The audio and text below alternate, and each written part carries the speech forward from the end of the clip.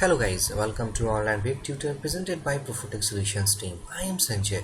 We are learning WordPress plugin development tutorial from scratch, and this is 40 part of this video session series in which we will create our books from admin submenus, and also we will list all the books created from our database table to the front end of the page.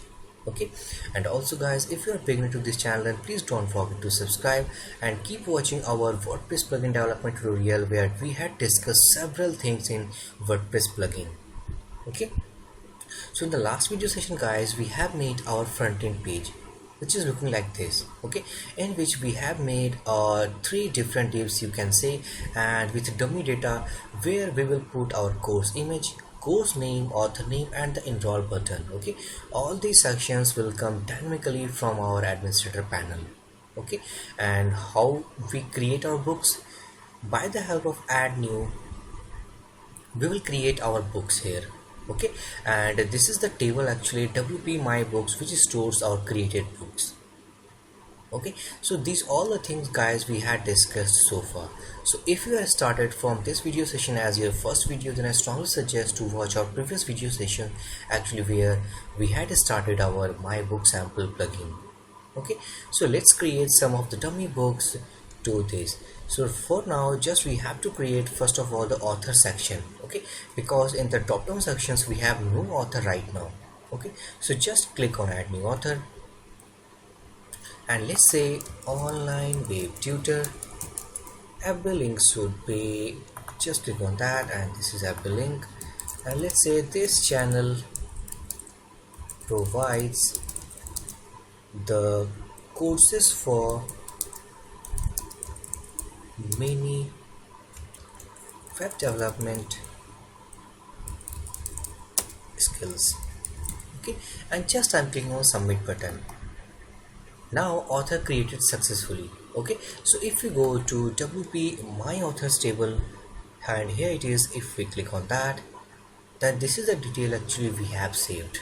Okay, so just now go to add new author section, and let's say that choose author, and here it is what we have created. Okay, so let's say that cake php tutorial, author should be online web tutor, and now cake php is a PHP framework. Okay, and now I'm just clicking on and select an image for that. Just click on Cake PHP, click on select, and let's save, submit. Now book created successfully. Okay, so just I'm checking into the database, just click on wp my books, and here are the details that we have saved. Okay, Cake PHP. So now all these details actually we want to show from wp my books to the front end section. Okay, so instead of these static data we need to show all the books. Okay, so just I'm clicking on the code editor, and if you have remembered guys, then this is the means page that we have developed in our previous video session. Okay, where actually we had assigned a custom template to our front end page. Okay, and now this is the short code book page. Actually this short code is associated with this page. Okay, where actually we had made the design layout for this front end section. Okay, so just I am removing all these sections for now, and now we will left a single one for that. Okay, so just leave it as it is, and let's say that we need dynamic data. Okay, so first of all we have to make a query to the database. So let's say that Google WPTV object, and now with the help of this object we will call the wp my books table. Okay, so let's say that get all books, and let's say WPTV get results, and now WPDB prepare. Okay, and also guys, if you don't know about the get results, get prepare, so all these functions we had actually started, we have discussed each and every section of this WordPress in our from our starting video session. Okay, so just go through that and watch our previous video sessions to make the clear vision about these functions. Okay, so now we are going to make a query to a database table in which we will select all the books. Okay, so now let's say that just open our plugin main file and just copy the name of the table actually we have created for our book section. Okay, and the table name should be WP My Books, I think, and this is book table. Just click on that. Okay, WP My Book table. Just copy this and let's say that select asterisk from, and this is a table name. Okay, and the selected book should be order by ID descending order. Okay, so let's say order by ID descending order. Okay, so right now we have made a simple query in which we have written the select statement to select all the books from this table in order of descending order. Okay, so right now we have only a single book one in this table. Okay, so if we click on this variable, just copy this and right now write within print r function to check the data is coming or not. Okay, so just I am saving this file and now just refresh this page once more. So here are the details that actually which basically indicates that it is a cake PHP record. Okay, and this is ID number 1. So now we need to show these data into the format of this block. So just get rid of that. Okay, just make comment of that. And now let's say that PHP, within this PHP tag, let's say that if count get all books greater than 0, then we need to iterate over each book called for each. Okay, and now let's say that this is key and value pair. Okay, so let's say that we need to show the records. So just cut this block from here and write within this for each loop. Okay, and within this block let's say that we want the course image here. Okay, so for the course image we need to iterate over and get the value of book image. Okay, because book image is the key which actually contains the path of our uploaded image. Okay, so let's say that this is the book image, so just get rid of that and let's say that this is ing tag within src is PHP echo and value, and this is book image. Okay, and also guys you can see that this is an object, that's why we have used the arrow operator to get the value of that. Okay, so just I'm saving this file and going to front end section and just refresh this page, and now here it is. This is the course image. Okay, so just we have to fix for the layout of some style sheets, like height should be called 100 pixel and width should also be 100 pixel. Okay, so just save this file and refresh this page. So this is the image. Okay, now the course name, so just copy this PHP tag, get rid of this content, and let's say that instead of this book image just go to database table and we need the name. Okay, so just type name. Okay, again copy this PHP tag and let's replace all these values and let's say that author. But guys you can see that author is the author ID, not the author name. Okay, so by the help of this author ID we actually get the author name from WP My Authors table. Okay, so just left for now, let's say this is author. Okay, instead of name let's say author, and now just copy this again and now enroll button as it is. Okay, so just save this file and refresh this page. Here are the details called kick PHP image. Kick PHP is the name of this tutorial. This is author ID and here is the enroll button. Okay, so just let's say that this is actually a button, so let's say button enroll now, and let's say that class should be btn success.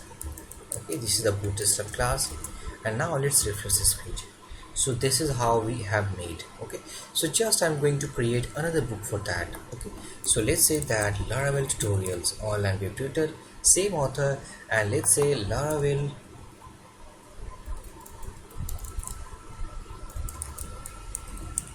is a PHP framework. Okay, and now going to upload next one image, and this is the image actually we have selected, and click on submit button.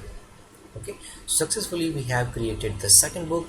If you go to the book list, and here are the list of 2 books. Okay, so if you refresh the front end section, and here it is. Okay, so successfully guys, we have integrated our front end sections with the created books, but actually we have created from its back end section.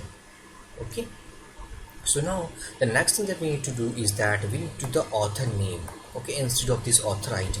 So how would we get that? Actually we need to make a function which basically returns the author details by the help of this ID. Okay, and by the help of this function we actually get the author name with that function. Okay, so let's go to code editor and make a function in WP my books. Okay, so let's say that function get author details. Okay, and this function actually takes the author ID.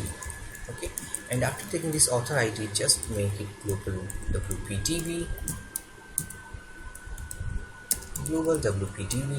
and let's say that author details as a variable which basically stores the information like WPDB, and we are getting actually a row with the behalf of this ID. So get row, and within this get row, let's say WPDB prepare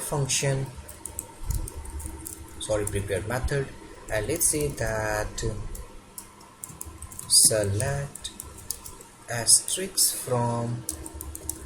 Okay, and what is actually the table name? So let's say that WP my authors table. Okay, so just copy this function name, go to your code, and let's say that select asterisk from. This is the table function name, and where ID equal to. So if you go to the database table, and let's say WP my authors. Okay, where ID equal to ID. Okay, so if ID equal to %d, which basically indicates that it will take the integer value, and this is the integer value actually we will get from this parameter. Okay, so just copy and paste it here.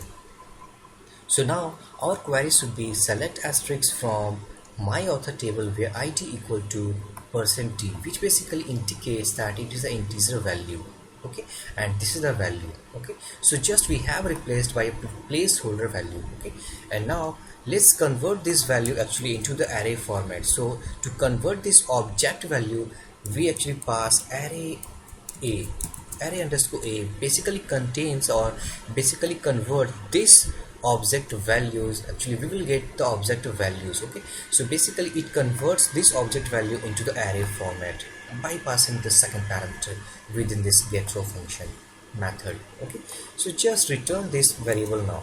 So just click on return, and now we need to call get author details from our front end book list page. Okay, so let's say that echo, and now let's say get author details. This is value underscore author gives our author ID. Okay, and by the help of this, if we just copy this, get rid of this echo, and let's say print r.